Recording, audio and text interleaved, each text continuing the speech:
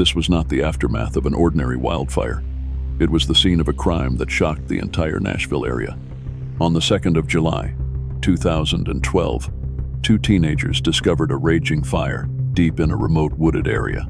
No one could have imagined that within the flames lay a human body waiting to be uncovered. Clues later revealed that the victim was 24-year-old Erica Megan Sharpton, who had been reported missing just one day earlier. Who was behind this horrific crime? Stay with us until the end of today's video to find out.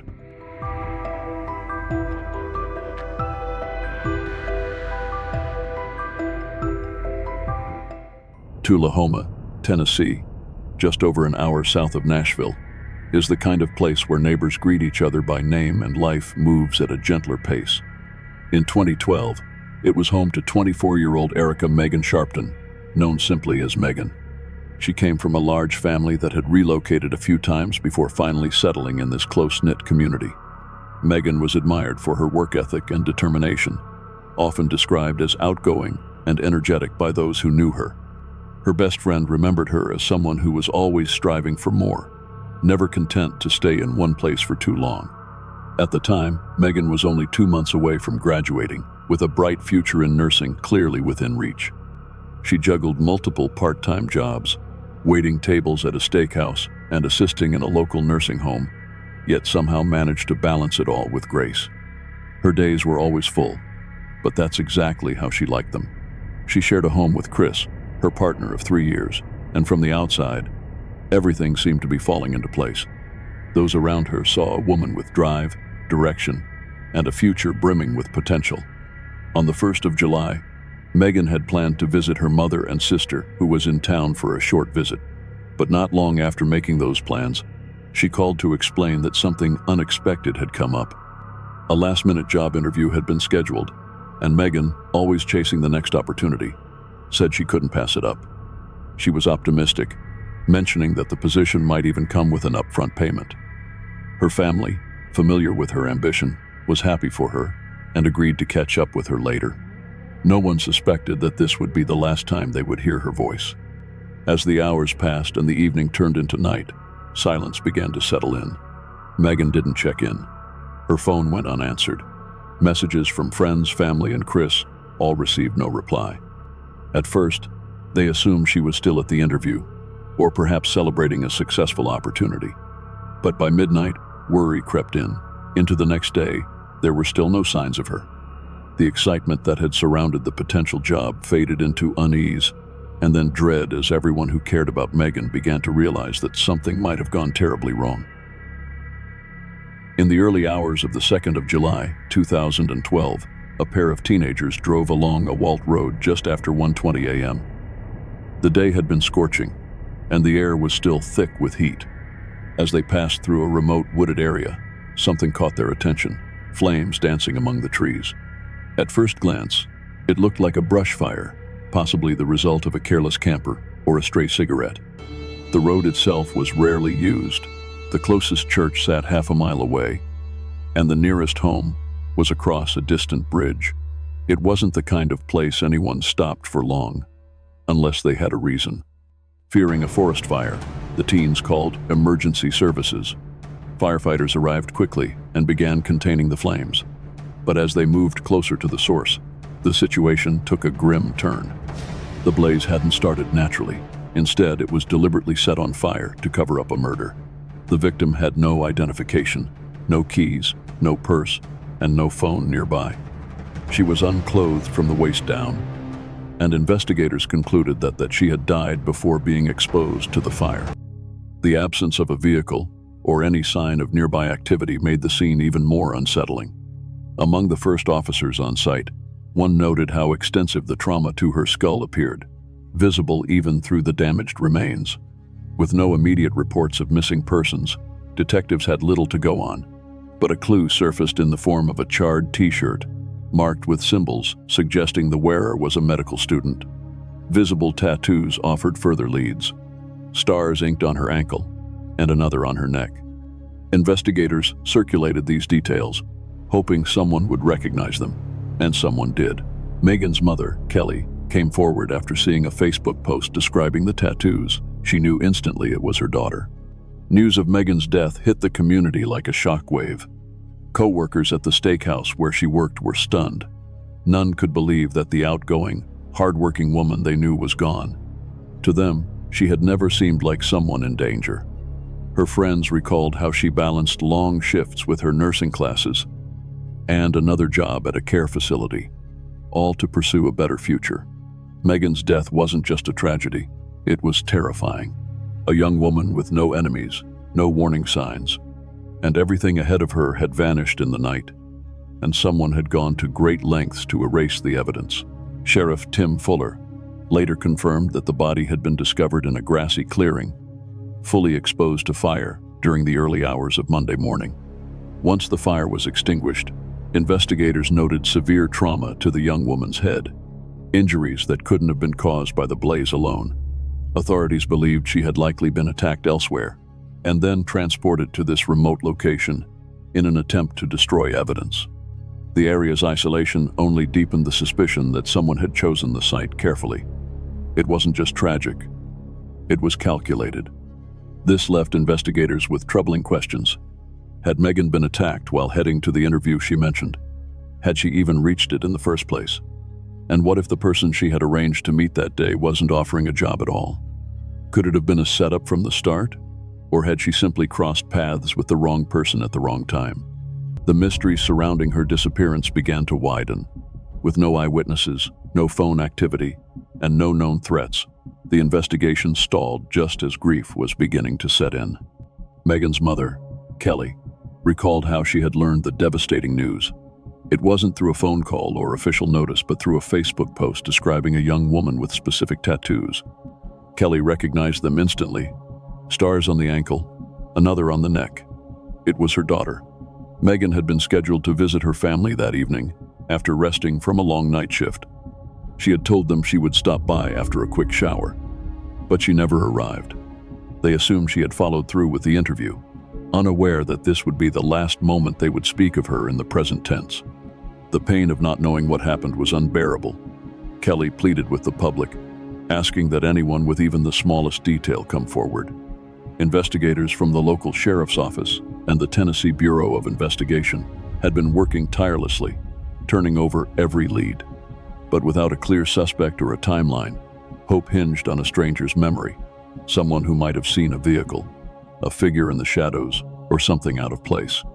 The family's anguish was deepened by the silence, and every unanswered question only fueled the desperation to uncover the truth. Investigators began their search for answers by focusing on those closest to Megan, including her long-term partner, Chris. Megan's family admitted that, at least briefly, they had considered the possibility of his involvement. According to her sister, the couple's relationship had been turbulent, on and off over the years, and marked by frequent clashes. They were described as polar opposites, often struggling to find common ground. Chris told detectives that when Megan didn't return home that night, he assumed she had decided to stay at her mother's. But his reaction alone wasn't enough to rule anything out. A search of the couple's apartment revealed some troubling findings. Blood was discovered in the bathroom, along with used needles and other drug-related items. This development led police to bring both Chris and his roommate, Robbie, in for questioning. While this was happening, another lead surfaced. Megan's red 1995 Ford Mustang was found abandoned 15 miles away in neighboring Bedford County, along Three Forks Ridge Road. It offered little in the way of clues. There was no sign of Megan's signature pink purse, and authorities appealed to the public for help in tracing her final movements. Inside the vehicle, officers found a handwritten note containing directions to 850 Shelfer Road, along with a few rough instructions. But there was a problem. The address didn't exist. Police believed the note had likely been used to lure Megan away under false pretenses. Meanwhile, at the police station, Robbie admitted that the drug paraphernalia found in the apartment belonged to him. He had been secretly struggling with addiction and claimed that neither Megan nor Chris knew about his drug use. Robbie admitted he and Megan had been involved in a secret relationship, something that could have caused serious tension had Chris found out. This raised a new possibility. Had jealousy or betrayal played a role? Yet when told about the affair, Chris appeared stunned. Detectives noted how deeply shaken and heartbroken he was by the news of Megan's death. He acknowledged their relationship had flaws, but his emotional reaction and a strong alibi from his workplace cleared him of suspicion. Robbie, on the other hand, had no solid alibi, but his phone records revealed he had been texting Megan late into the night, growing increasingly anxious when she failed to reply. Though officers were ultimately satisfied that Robbie had no role in Megan's murder, Chris managed to give them something new to investigate. He mentioned a phone call Megan had received on the day she vanished from a man looking for someone to care for his elderly grandmother. According to Chris, the man claimed a woman named Naomi had recommended Megan for the role. Megan had been eager to gain more hands-on experience in nursing, and this opportunity had seemed ideal. It was likely the same job she had been excited to tell her family about. But this was the first time a specific name had been tied to that mysterious interview. The only Naomi that Chris could recall knowing Megan was associated with had been a former classmate from the previous school year. Police began tracking this lead, finally feeling like they had a concrete thread to follow. But just as they were digging into that connection, another detail surfaced. 6 months earlier, another young woman, 20-year-old Holly Bobo, had gone missing from Decatur County, approximately 130 miles from Tullahoma. Holly had also been a nursing student, and her case remained unsolved. The parallels between the two cases were enough to make investigators and the public question whether this was part of something larger. The media quickly picked up on the theory, pushing the narrative that a serial predator might be targeting aspiring nurses. The similarities were hard to ignore. Both women were young, goal-driven, and vanished under circumstances involving supposed caregiving jobs. The idea of a repeat offender fueled fear throughout the region. Community members became more vigilant, locking doors earlier and warning their loved ones. As public pressure mounted, detectives worked to identify and locate the Naomi mentioned in the phone call. They eventually tracked down a woman with that name and drove to her home, hoping for answers. She wasn't there, but a neighbor provided her phone number. When officers finally reached her, the conversation only added more confusion. Naomi firmly denied ever recommending Megan for any job. In fact, she said she hardly knew her at all. Their interactions had been minimal, limited to a few car rides to school, nothing more. She insisted she had no reason to vouch for Megan, and found it strange that her name had even been mentioned. With no further information to offer, Naomi left police, puzzled and deflated. What had seemed like a promising lead now felt like another dead end. Or worse, a deliberate misdirection. Not long afterward, the results from Megan's autopsy were released, and what they revealed stunned everyone involved. The report confirmed that she had been sexually assaulted before suffering blunt force trauma and a fatal injury caused by a weapon. Although her skull had suffered significant blunt force, it was the final attack with the weapon that ended her life. The brutality of the attack pointed to someone who had not only planned the assault, but wanted to completely destroy her. As the investigation continued, Megan's mother made an emotional appeal to law enforcement, urging them to act swiftly before another tragedy occurred. The case was already making headlines across the state. District Attorney Michael Taylor took charge of the case, promising progress and a successful outcome. But promises weren't enough to ease the pain. Megan's family was shattered by the loss, their sense of peace torn apart by the knowledge that her killer remained free. Her mother, Kelly, spoke candidly about waking up every day with the crushing realization that her daughter was never coming home. The Sharpton family had always been close. Megan's younger brother, in particular, had leaned on her for support and advice. Her absence left a hole in the family dynamic that could not be filled. Megan had been just months away from graduating nursing school, an achievement the entire family had looked forward to. Now, that dream would be fulfilled in her absence. Kelly would walk across the stage in her place and accept her daughter's diploma, a moment both heartbreaking and proud. It was a reminder that Megan had done everything right, yet still became the victim of someone else's cruelty.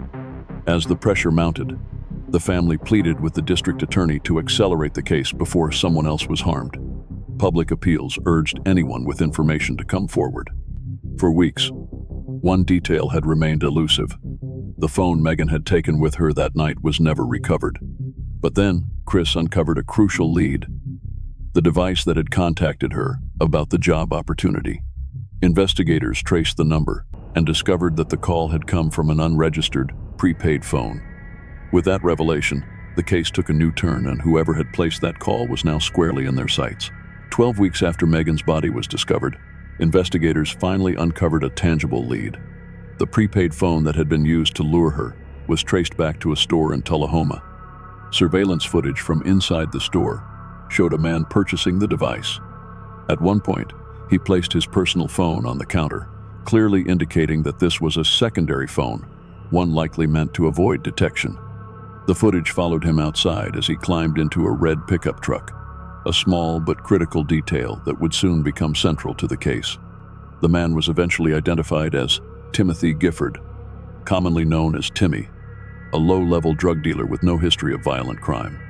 Authorities were surprised to see his name come up in connection with such a brutal case. They quickly located the red truck, but it was being driven by Timmy's brother, Paul. Paul explained that Timmy had acquired the vehicle from a friend and later passed it on to him. When police tracked Timmy down, he was cooperative. He admitted to buying the prepaid phone, but said he had done so as a favor for the same friend who had given him the truck. That friend was Donnie Frank Jones Jr., a name that law enforcement recognized immediately. Donnie had a criminal past and had occasionally served as a confidential informant. According to Timmy, Donnie had recently undergone surgery and couldn't leave the house, so he asked Timmy to purchase the phone on his behalf. In return, he paid Timmy with a portion of his prescription painkillers. Not long after, Donnie texted Timmy, saying he wanted to swap his current vehicle for a Mustang, an unusual request considering he had several young children, and the truck was far more practical. Timmy helped facilitate the trade and noted that the truck had recently been refurbished. New carpet, cleaned interior, all at Donnie's request. Donnie claimed it was his wife's idea, that the vehicle would be easier to sell if it looked newer inside. But it was only when investigators reviewed that detail more closely that the puzzle started to fit together. Donnie's wife was Naomi Jones, the same Naomi whose name had come up in the mysterious job call that led Megan to her death. She was the woman police had already interviewed weeks earlier, without realizing how close they had come to the truth. With the pieces starting to align, investigators returned to the home of Donnie and Naomi Jones, this time hoping to conduct a full search. Donnie initially denied knowing Megan, but then suddenly altered his statement. He claimed he vaguely remembered giving both Megan and Naomi a ride to class once or twice. He told officers he had been home with his children the night Megan went missing, and rejected his brother's claim about purchasing the phone. Still, he permitted authorities to search his property and agreed to provide a DNA swab. He insisted he had nothing to hide. Officers searched the residence thoroughly, but came away with little. Nothing inside the home raised immediate suspicion, and the only thing they left with was the DNA sample. While they waited for the results, life carried on, and so did the grief. Megan's nursing graduation ceremony came and went without her. 18 classmates paid tribute to the young woman who should have been walking across the stage beside them. Megan had earned her degree in practical nursing from the Tennessee Technology Center, and her family stood in her place to accept it. A dream completed in name only. Her mother, Kelly, accepted the diploma on Megan's behalf with quiet strength and profound sorrow. The seat where Megan would have sat remained empty, marked with flowers and memories. It was a moment both proud and crushing, proof of what Megan had accomplished and what had been taken. Those who knew her spoke of the compassion she would have brought to her patients and the lives she would have touched. Megan hadn't just wanted to be a nurse. She was destined to be one. And now, her chance to help others had been stolen forever. In the background, forensic scientists worked through the Combined DNA Index System, Colorado DIS, a nationwide database that compares DNA samples with those from known offenders. When the results returned, they delivered the confirmation investigators had feared but expected. The DNA from the rape kit taken during Megan's autopsy was a match to Donnie Jones. He was brought in for questioning but refused to take responsibility. Donnie claimed he and Megan had never dated, never been involved, and denied any physical contact whatsoever. But now, the science had spoken, and the burden of proof had shifted entirely. When confronted with the DNA results, Donnie Jones quickly changed his story. He now claimed that he and Megan had been involved in a consensual relationship and that their intimacy had been mutual, though kept secret for obvious reasons. While investigators were convinced he was lying, they couldn't immediately disprove his claim. With no direct contradiction at hand, they had no legal grounds to detain him further and were forced to let him go home for the moment. But the suspicions surrounding him only grew stronger with each passing day. Donnie's criminal history painted a troubling picture. He had previously been accused of sexual assault and held felony convictions for aggravated burglary, assault, and forgery. These prior offenses legally prohibited him from owning firearms. When police learned that he might still have weapons in his possession, it gave them an opportunity. They used the information to obtain a warrant for his arrest based on the weapons charge. While it wasn't directly tied to Megan's case, it allowed law enforcement to keep him in custody while they pursued more definitive evidence. 4 months after Megan's body had been discovered, that final evidence came together. Earlier, investigators had identified the type of weapon that caused her death, and test results confirmed it matched the type registered to Donnie. GPS data also became critical. The prepaid phone used to contact Megan moved in tandem with Donnie's personal phone that day. The phones had pinged off cell towers near 3 separate sites. First, the location where police believed Megan had been taken. Second, the spot where they suspected the assault had occurred. And third, the remote roadside where her body was set on fire. The location tied to the suspected crime scene was a farm owned by Donnie's family. When officers searched the area, they found something that solidified the timeline: a scarf, partially burned, that was identified as belonging to Megan. On the 5th of November, at approximately 6:30 p.m., a Franklin County grand jury returned an indictment. Donnie Frank Jones, Jr. was formally charged with first-degree murder, along with 2 counts each of aggravated rape and aggravated kidnapping. The case shocked rural Tennessee, a place unaccustomed to such calculated brutality, and now, justice was finally on its way. On a Tuesday morning, authorities officially charged 37-year-old Donnie Jones with the rape and murder of Megan Sharpton. The Franklin County Sheriff's Office released a statement confirming the charges. For Megan's mother, Kelly, the details shared by investigators left her with no doubt that they had the right person. As she pieced together how the case had unfolded, her conviction only deepened. Seeing Donnie behind bars brought her a bittersweet sense of justice, not just for her daughter, but for a community still reeling from the brutality of what had happened. Donnie Jones had a long criminal history, with 21 prior felony convictions ranging from forgery to aggravated assault. At the time of his indictment, he was already in custody on unrelated charges. Now, he faced 2 counts each of aggravated kidnapping, aggravated rape, and first-degree murder. His bail was set at $500,000, and court proceedings were scheduled to resume on the 16th of November. As prosecutors began preparing for trial, investigators took a closer look at the burner phone Donnie had used. What they found would point to something far more deliberate and chilling. The phone had been used to contact multiple women, all of whom worked in caregiving or nursing-related fields. Donnie had been systematically reaching out to strangers under the guise of job opportunities, effectively hunting for a victim.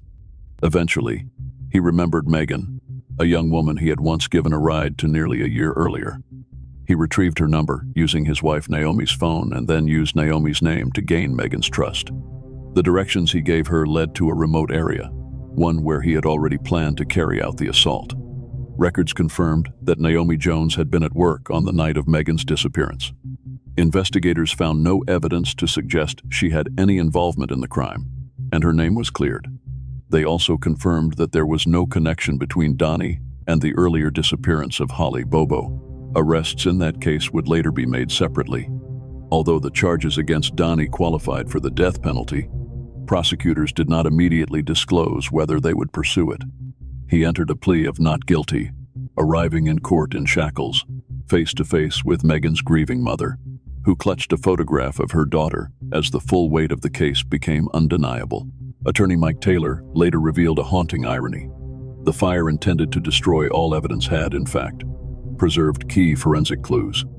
Investigators had already linked Donnie Jones to Megan's murder through cell phone data and clothing remnants found on his family's land. His criminal history grew darker still. Years earlier, he had attempted to abduct 2 young women, forcing them to drive him toward the interstate. In court, Jones requested a speedy trial, mouthing statements of innocence to his relatives. Yet the facts told a different story, and with the death penalty looming, he appeared ready to make a deal. Instead of facing capital punishment, Donnie entered into a plea agreement, one that would spare him death in exchange for a confession. In February 2013, he pleaded guilty to the first-degree murder of Megan Sharpton and was sentenced to life imprisonment without parole. Not long after, he attempted to withdraw the plea, claiming coercion from his attorney and threats toward his wife. Judge Curtis Smith briefly granted the motion, but the original sentence was quickly reinstated. To this day, Donnie Jones remains incarcerated, serving the punishment that justice demanded. For Megan's family, justice came at an unbearable cost. Her sister, Carrie, believed that Megan's tragic death prevented future victims, that her bravery, however unintended, had stopped a predator. But for Megan's mother, Kelly, the loss proved too much to bear. After months of living in pain and despair, she made a drastic decision in November 2013. Investigators who had worked the case expressed deep sorrow, knowing the fear and pain Megan endured in her final moments.